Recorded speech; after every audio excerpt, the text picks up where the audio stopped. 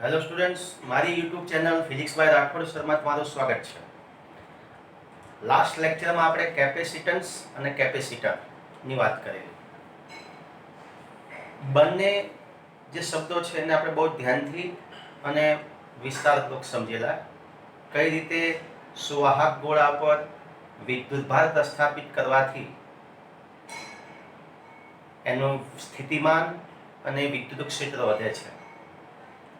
પછી એ વિદ્યુત ભાર એટલો બધો વધી જાય છે કે એનાથી ઉદ્ભવતું વિદ્યુત ક્ષેત્ર આજુબાજુની હવાનું આયનીકરણ શરૂ કરે છે. એટલે આ બાબત આપણે સમજ્યા હતા. અને પછી એ વધારાનો વિદ્યુત ભાર સંગ્રહ કરવાની જે ક્ષમતા છે એ ગુમાવે છે. અને પછી આપણે કેપેસિટરની રચના કરવા માટે એની બાજુમાં આપણે એક બીજા ગોળાને લાવીએ છીએ. આ લાસ્ટ લેક્ચરમાં આપણે વાત કરી. આ લેક્ચરમાં આપણે એક સમાંતર પ્લેટ કેપેસિટરની વાત કરવાની છે. મતલબ કે સમાંતર પ્લેટ કેપેસિટર કોને કહેવાય? તો એની ડેફિનેશન અહીંયા આપણે આપી દઈએ તો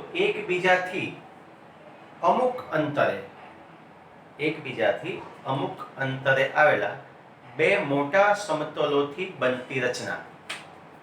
સમાંતર પ્લેટ કેપેસિટર કોને કહેવામાં આવે છે? તો એકબીજાથી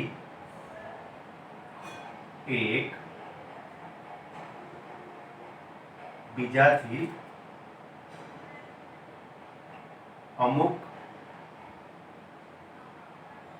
અંતરે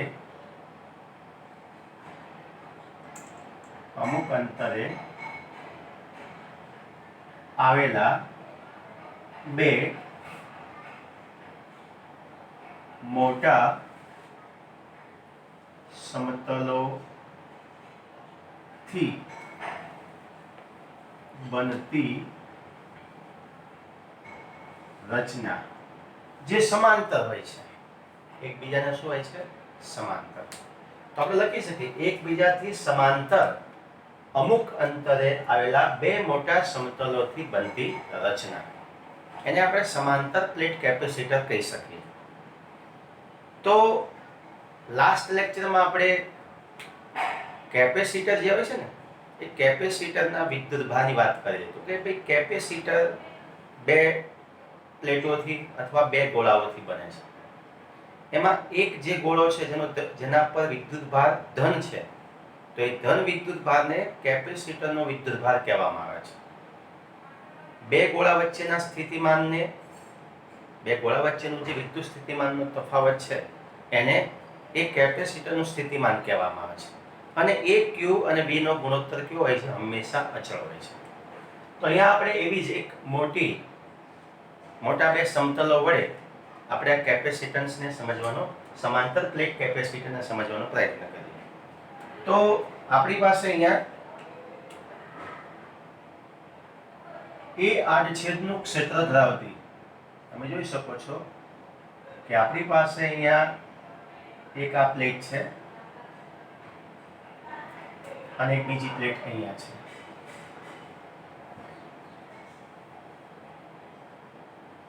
બરાબર? આ બંને પ્લેટો એકબીજાથી ડી જેટલા અંતરે છે. આ અંતર કેટલું છે? તો આ અંતર આપણે માની લો કે ડી અંતર છે. ડી જેટલા અંતર આવેલી છે બંને પ્લેટો. બરાબર? આ બંને પ્લેટો વચ્ચેનું અંતર કેટલું છે? તો બંને પ્લેટો વચ્ચેનું અંતર ડી આપેલું છે. ક્ષેત્રફળ કેટલું છે? તો પ્લેટોનું ક્ષેત્રફળ એ સમાન છે. બંને પ્લેટોનું ક્ષેત્રફળ એ કેવું છે? સમાન. મતલબ કે આ પ્લેટનું ક્ષેત્રફળ કેટલું? એ. આ પ્લેટનું ક્ષેત્રફળ કેટલું છે? એ. બંને સમાન છે. અને બંને કેટલા અંતરે આવેલા છે? ડી જેટલા અંતરે આવેલા છે. હવે એમાં જે એક પ્લેટ છે, જેમ કે આ પ્લેટ નંબર 1 ની વાત કરીએ અને આ પ્લેટ નંબર 2 છે. તો આ પ્લેટ નંબર 1 ઉપર ધન વિદ્યુત ભાર છે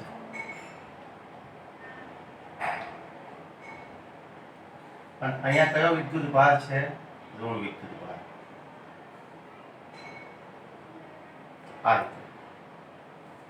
હવે આપણે આ સમાંતર પ્લેટ કેપેસિટર છે એના આપણે કેપેસિટન્સની વાત કરીએ કે ભાઈ એનું કેપેસિટન્સ કેટલું હશે એને આપણે સમજવું છે. તો આપણી પાસે બે પ્લેટો છે, એક ધન ભારિત પ્લેટ અને એક ઋણ ભારિત પ્લેટ છે. તો તમને ખ્યાલ છે કે ભાઈ વચ્ચેના ભાગમાં પણ વિદ્યુત ક્ષેત્ર ઉત્પન્ન થશે, બરાબર? બહારના ભાગમાં પણ વિદ્યુત ક્ષેત્ર હશે. તો કેવા પ્રકારનું હશે એની આપણે ચર્ચા કરી લઈએ. તો પહેલા આ પ્લેટ નંબર 1 જે છે એના વડે ઉદ્ભવતું જે વિદ્યુત ક્ષેત્ર કઈ દિશામાં છે એને આપણે દર્શાવીએ. તો ધન પ્લેટ છે એટલે આપણે અગાઉ જે ચેપ્ટર નંબર 1 માં ભણી ગયા છે એ પ્રમાણે વિદ્યુત ક્ષેત્રની દિશા કઈ હશે? તો ધન પ્લેટ છે એટલે ધન પ્લેટથી દૂર તરફની દિશામાં. વાત છે, ખ્યાલ છે તમને કે આવું એક બિંદુવત વિદ્યુત ભાર હોય આપણી પાસે, એની ક્ષેત્ર રેખાઓ આપણે કઈ રીતે દોરતા હતા? બહાર તરફ આ રીતે દોરતા હતા ને. અને જો ઋણ હોત તો આ જ ક્ષેત્ર રેખા કઈ બાજુ આવે? અંદર તરફ. તો અહીંયા ધન પ્લેટ છે એટલે એનું વિદ્યુત ક્ષેત્ર કઈ દિશામાં હશે? તો એનું વિદ્યુત ક્ષેત્ર તમને મળશે. તો અહીંયા જે ધન પ્લેટ છે એના પર સમજી લો કે આ ધન પ્લેટ પરનો વિદ્યુત ભાર આપણે લઈ લો Q છે, પ્લસ Q, બરાબર? અને આ જે ઋણ પ્લેટ છે એના પરનો વિદ્યુત ભાર માઇનસ Q છે. ક્લિયર? હવે વાત કરીએ આપણે એના ક્ષેત્રની દિશામાં. તો આ જે ધન પ્લેટ છે એનું વિદ્યુત ક્ષેત્ર કઈ દિશામાં છે? તો જો આ બાજુ વિચારીએ છે તો આ દિશામાં મળે આપણને.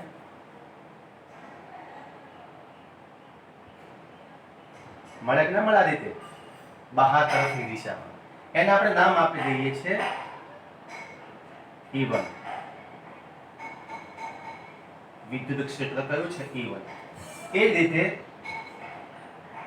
આ બાજુ પણ તમને મળશે, એને આપણે નામ આપી દઈએ છીએ E1. ઓકે?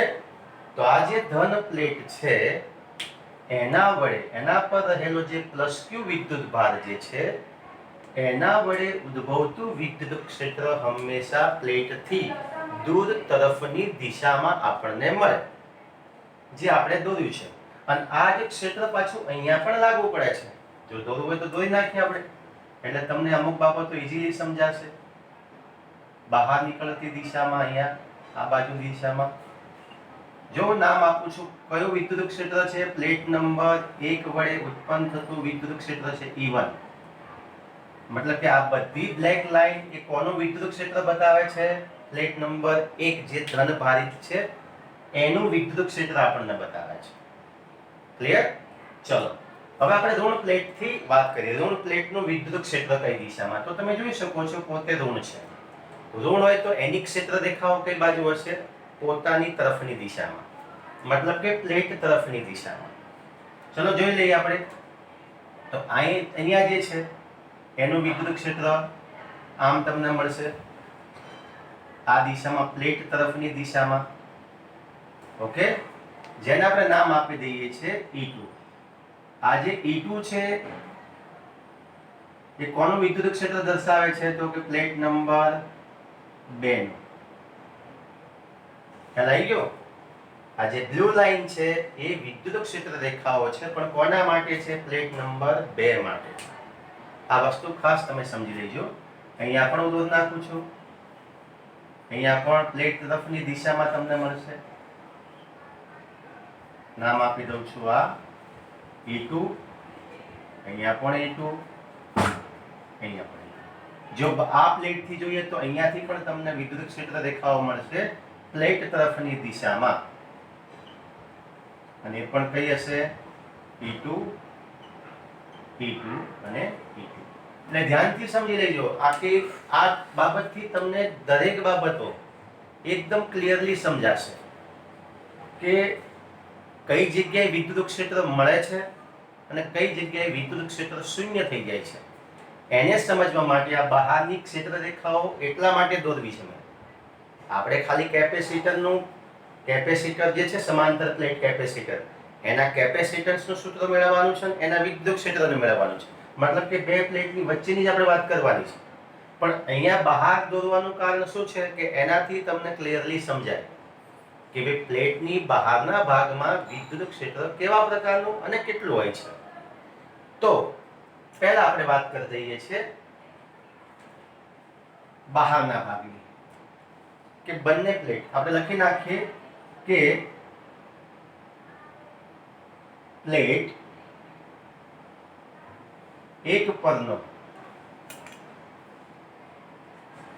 વિદ્યુત ભાર પ્લસ ક્યુ, પ્લેટ બે પરનો વિદ્યુત ભાર માઇનસ ક્યુ. બરાબર. હવે આપણે પ્લેટની બહારની તરફના વિદ્યુત ક્ષેત્રની વાત કરીએ તો અહીંયા લખીએ આપણે કે બંને પ્લેટની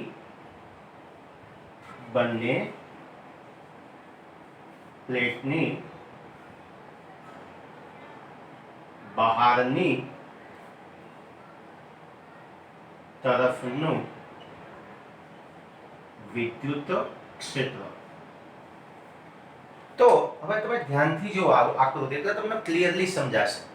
આ આકૃતિ આ ક્ષેત્ર રેખાઓ ટેક્સ્ટ બુકમાં નથી આપી, પણ તમે બહુ સરળતાથી સમજી શકો. હું ડાયરેક્ટ કહી દઉં તમને, ચલો બહારની બાજુ વિદ્યુત ક્ષેત્ર શૂન્ય હોય છે. પણ કેમ? તો તમે જો આ જે ધન પ્લેટ છે એની આ બાજુની બહાર વાત કરીએ તો ત્યાં તમે જુઓ E1 એ પ્લેટથી દૂર જાય છે અને E2 જે ક્ષેત્ર રેખાઓ છે એ આ પ્લેટ તરફ છે.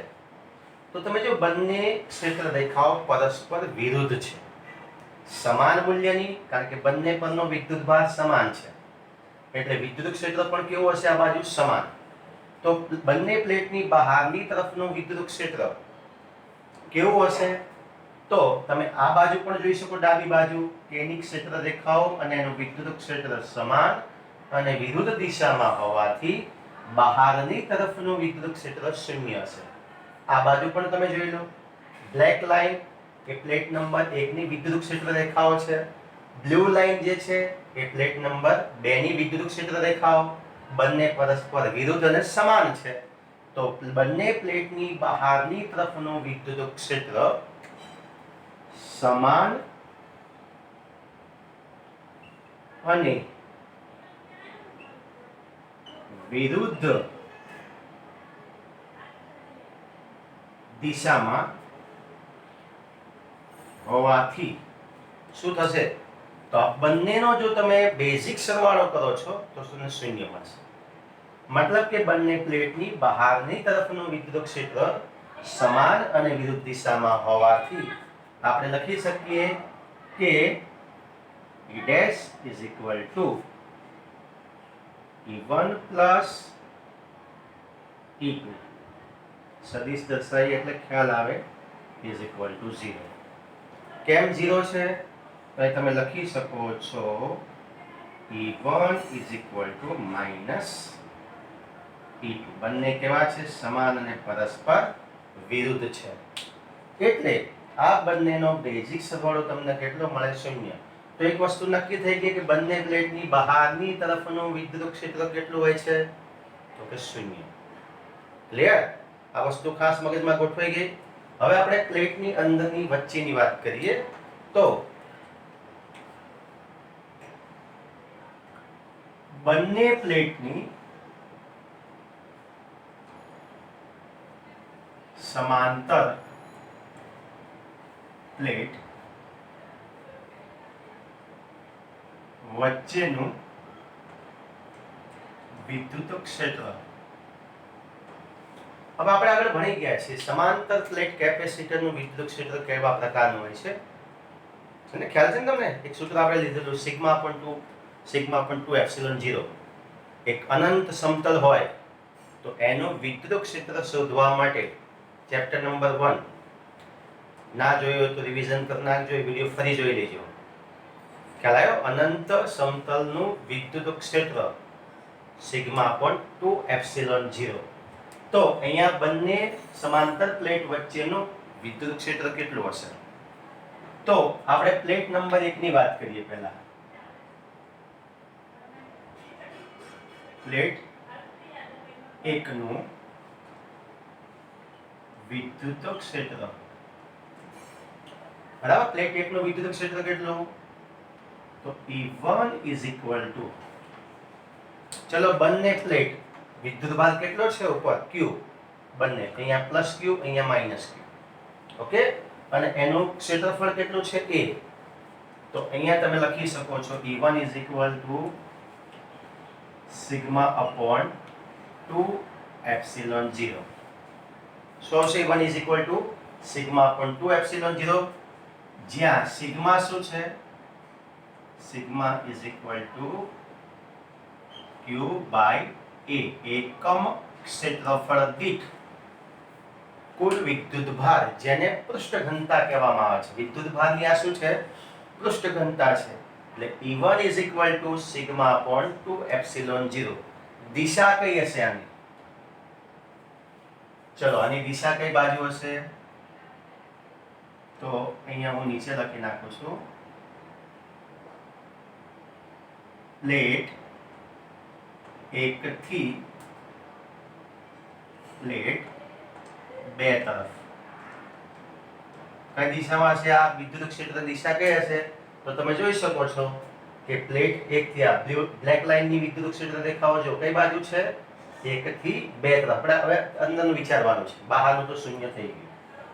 તો 1 થી કઈ બાજુ? 2 તરફ. ક્લિયર?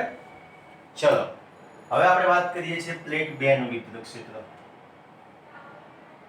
પ્લેટ 2 નું વિદ્યુત ક્ષેત્ર, એના માટે પણ સિગ્મા 2 એટલે E2 is equal to sigma upon 2 epsilon 0. આની દિશા પણ જોઈ લો તમે, આ કઈ દિશામાં છે? તો પ્લેટ 2 એની વિદ્યુત ક્ષેત્ર દેખાવો બ્લુ લાઈનમાં મેં દર્શાવી છે, એ પણ કઈ દિશામાં છે? 1 થી 2 તરફ. તમે લખી શકો છો પ્લેટ 1 થી પ્લેટ 2 તરફ. ક્લિયર? ચલો હવે બંને એક જ દિશામાં છે તો શું થશે? તો સમાંતર પ્લેટ વચ્ચેનું વિદ્યુત ક્ષેત્ર કેટલું થાય? તો કુલ વિદ્યુત ક્ષેત્ર પ્લેટ વચ્ચેનું કુલ વિદ્યુત ક્ષેત્ર E is equal to E1 plus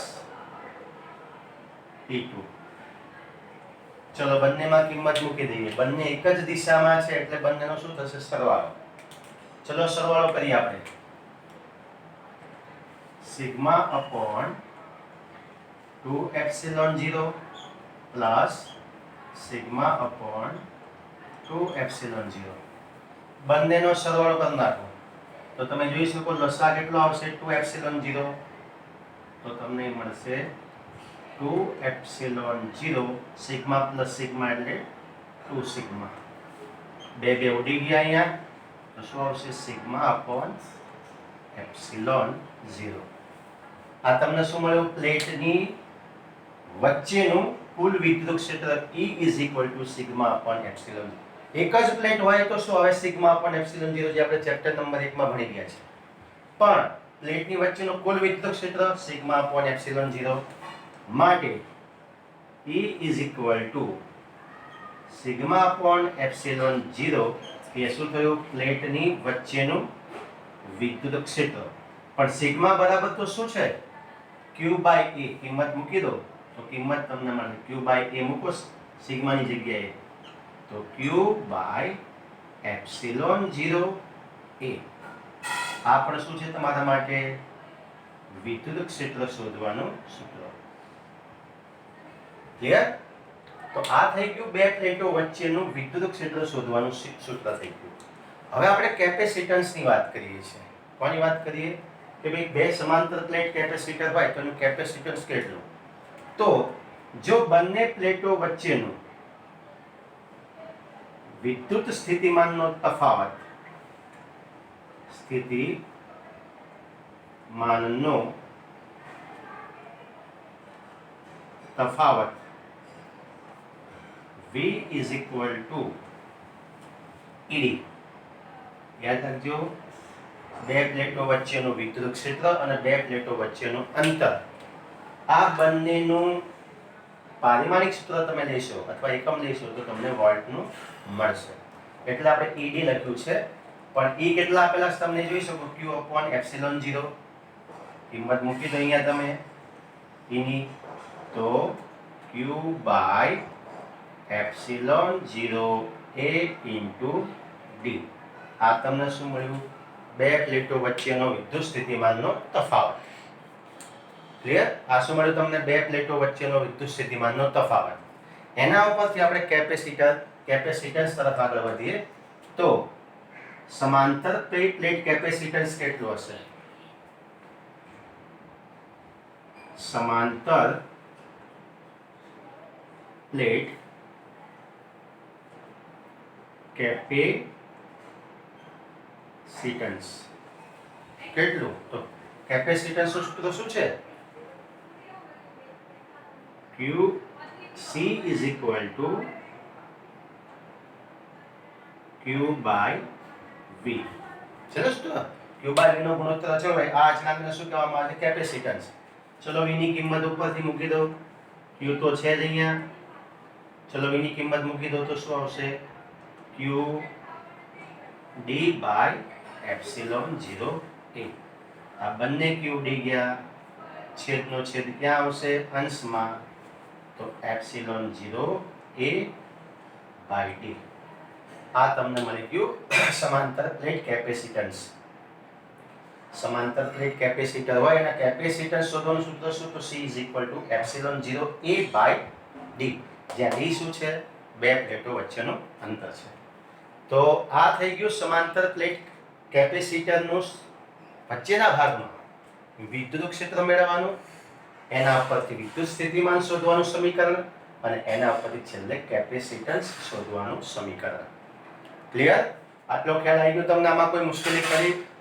બે પ્લેટો વચ્ચેનું વિદ્યુત ક્ષેત્ર, એનો સરવાળો, એટલે આપણને બે પ્લેટ વચ્ચેનું વિદ્યુત ક્ષેત્ર મળશે સિગ્મા upon એપ્સિલોન 0. એના પરથી આપણને મળશે Q by એપ્સિલોન 0A વિદ્યુત ક્ષેત્ર શોધવાનું. વિદ્યુત ક્ષેત્ર ઉપરથી બે પ્લેટો વચ્ચેનો વિદ્યુત સ્થિતિમાનનો તફાવત V is equal to Q by epsilon 0A into D. અને એના પરથી કેપેસિટન્સ. હવે આપણે વાત કરીએ છીએ કે ધારો કે આ બંને પ્લેટ વચ્ચેનું અંતર 1 મિલીમીટર છે. કેટલું? 1 મિલીમીટર. અને એનું ક્ષેત્રફળ જે છે પ્લેટનું, એક ક્ષેત્રફળ 1 મીટર સ્ક્વેર લઈએ છે. તો આવા કેપેસિટરથી આપણને કેટલું કેપેસિટન્સ મળશે? હું બોલ્યો, ખ્યાલ આવી ગયો તમને? ચલો અહીં હું લખી નાખું છું ફરી, સમજી લેજો એટલે ખ્યાલ આવે તમને.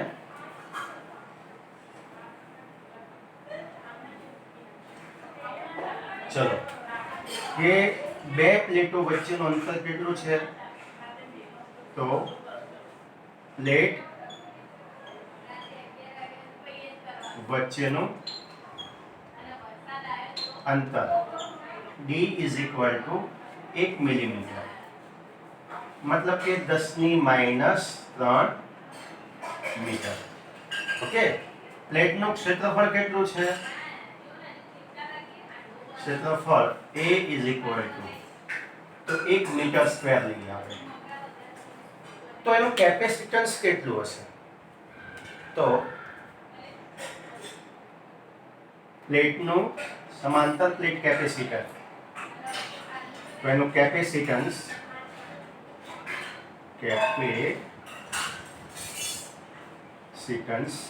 C is equal to, છેલ્લું કયું સૂત્ર હતું? Epsilon 0A by D.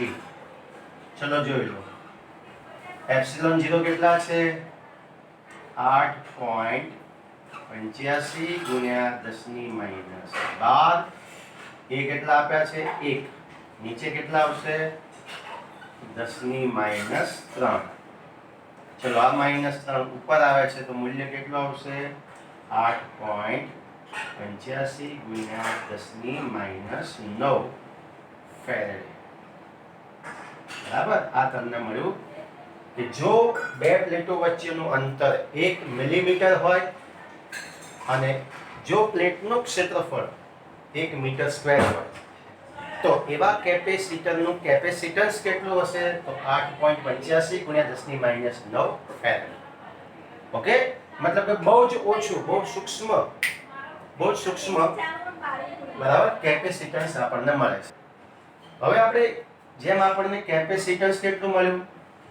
8.85 ગુણ્યા 10⁻9 ફેરેડ.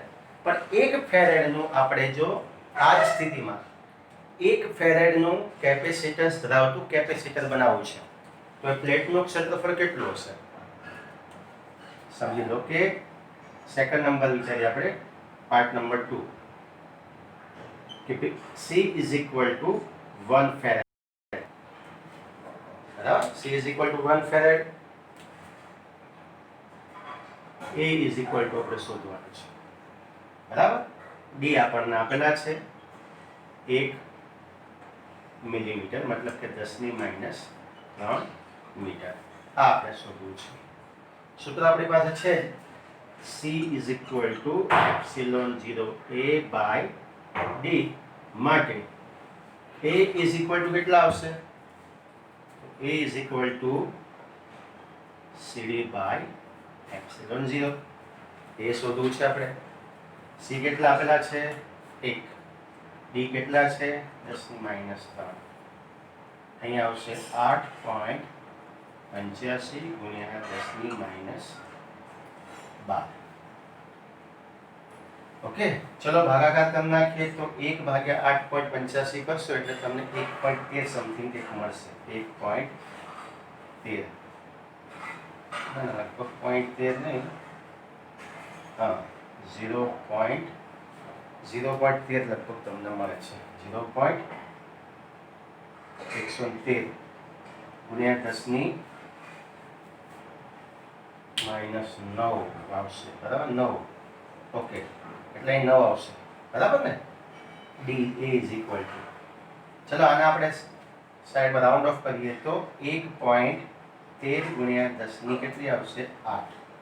આને આપણે સાઈડમાં ખસેડીએ કારણ કે એના વર્ગમૂળનું બહુ મહત્વ નથી. આપણે એ શોધવું, પ્લેટની લંબાઈ શોધવી છે. તો L² જો આપણે લઈ લઈએ, અહીંયા ચોરસ પ્લેટ છે તો L is equal to કેટલા થાય? L is equal to 10⁴ metre. મતલબ કે 10⁴ નો મતલબ થાય 10,000 મીટર. એટલે આપણે 10 કિલોમીટરની પ્લેટ જોઈએ. 1 ફેરેડ જેટલું કેપેસિટન્સ મેળવવું હોય તો પ્લેટનું લંબાઈ પહોળાઈ કેટલી હોવી જોઈએ? 10 કિલોમીટર. મતલબ કે લંબાઈ 10 કિલોમીટર હોવી જોઈએ અને લંબાઈ એનું ક્ષેત્રફળ કેટલું? 10⁸ મીટર સ્ક્વેર. આ મીટર સ્ક્વેરમાં છે. ઓકે, તો બહુ મોટું કેપેસિટર આપણને મળે જે વ્યવહારિક રીતે શક્ય નથી. એટલે વ્યવહારિક રીતે ફેરેડ બહુ મોટો એકમ છે, આપણે નાના એકમમાં કાર્ય કરીએ છીએ. ઓકે, તો આ થઈ ગયું સમાંતર પ્લેટ કેપેસિટર. કઈ રીતે એનું વિદ્યુત ક્ષેત્ર ઉત્પન્ન થાય છે અને કેટલા પ્રકારનું કેવું હોય છે એ બંને સમજી લીધું. હજુ સમજી લીધું એના બહારના ભાગનું વિદ્યુત ક્ષેત્ર શૂન્ય હોય છે. ક્લિયર? આ વિડીયો આપણે પૂરો કરીએ છીએ. મળીએ નેક્સ્ટ લેક્ચરમાં. જો મારો વિડીયો તમને ગમ્યો હોય તો લાઈક, શેર અને સબસ્ક્રાઇબ કરવાનું અવશ્ય કરજો, ભૂલતા નહીં. આવજો.